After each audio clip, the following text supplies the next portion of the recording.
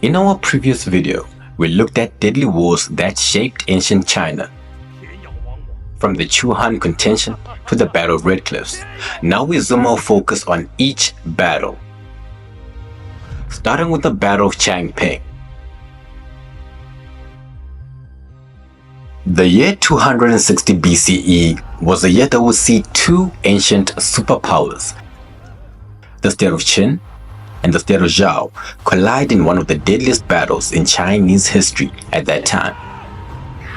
Over 400,000 men died, and they didn't die on the battlefield, but after surrendering.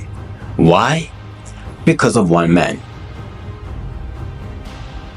General BCE, who believed in using fear as his ultimate weapon.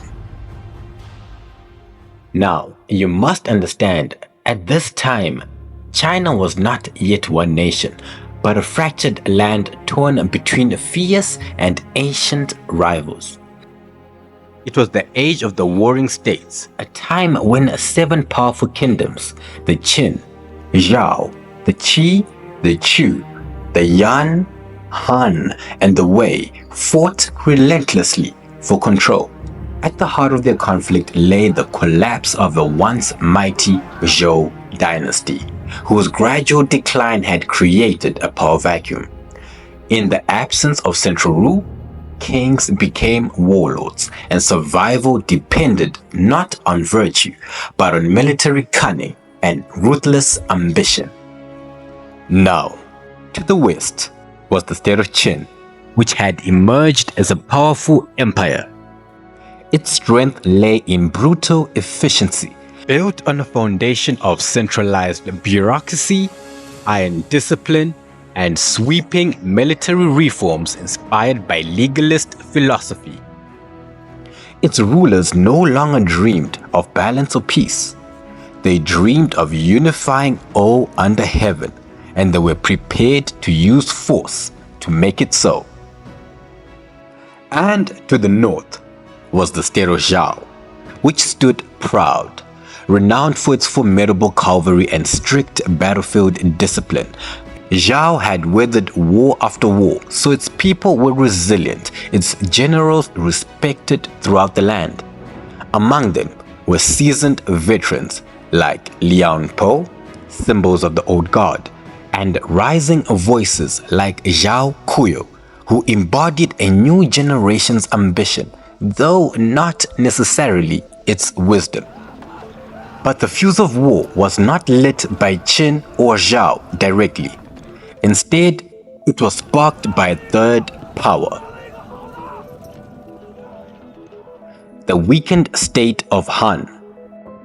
Cornered and under pressure, Han controlled the strategically vital region of Shandong Commandery, a rugged mountainous territory nestled between Qin and Zhao.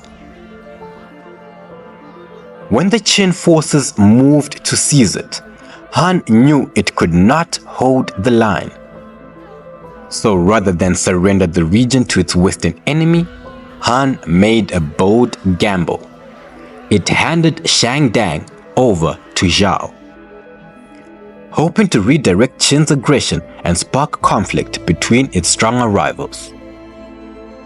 Zhao accepted the gift, and with it, the bait.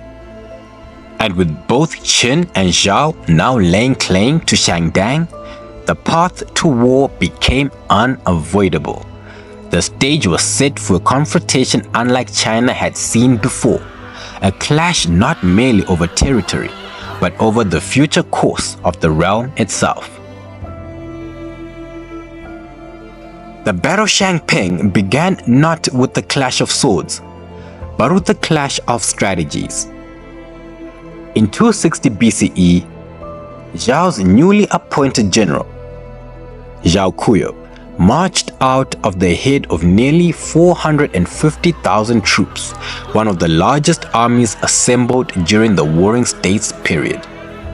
Brimming with confidence in both numbers and theory, Zhao Kuyo rejected the cautious defensive strategy of his predecessor Liang Po – and instead chose bold direct engagement. But across the battlefield was Qin's most feared commander, General Bai Qi, who was already watching and waiting. He offered little resistance at first, allowing Zhao Kuyo to advance deeper into the contested region.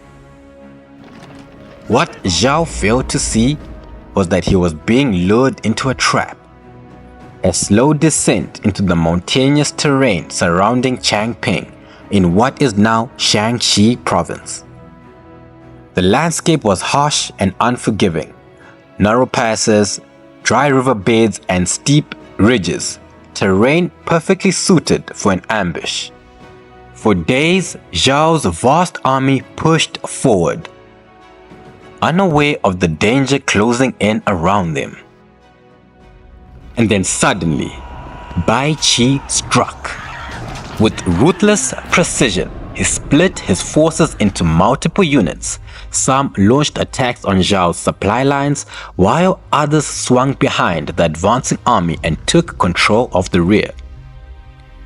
In a matter of days, Bai Qi had completely encircled Zhao's massive force, cutting them off from food, reinforcement, and any path to retreat. The siege lasted for over 40 days. With no access to food, water, or reinforcements, Zhao's soldiers began to starve. Morale collapsed, and depression and desperation set in. Kuyo tried to break out of the encirclement, but with the final charge, he was killed in battle by Qin archers. Leaderless and surrounded, the Zhao army had no choice. What was once a force of hundreds of thousands was now a mass of dying men. They surrendered to Qin, expecting mercy, but what they received was anything but. Bai Qi had no interest in prisoners, and feeding them would only strain his supply lines. Releasing them would risk rebellion, and so, in what historians consider as one of the greatest massacres in ancient Chinese history, Bai Qi ordered the execution of over 400,000 surrendered Zhao troops.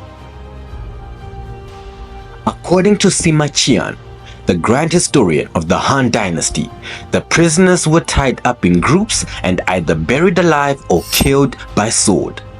The fields of Changping, once full of armor and banners, became silent mass graves.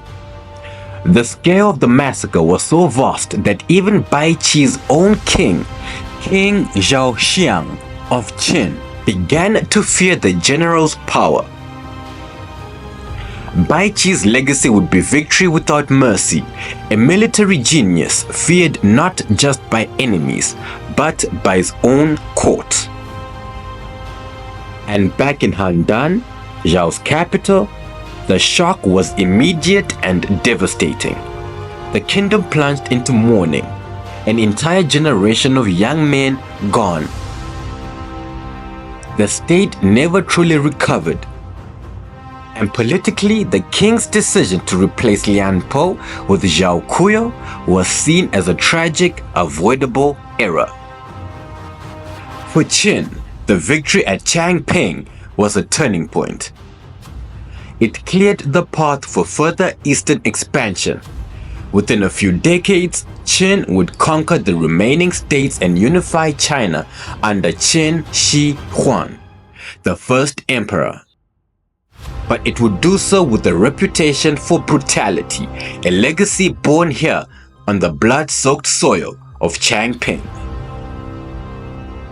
In our next video, we'll take a look at the Chu-Han contention, so be sure to subscribe.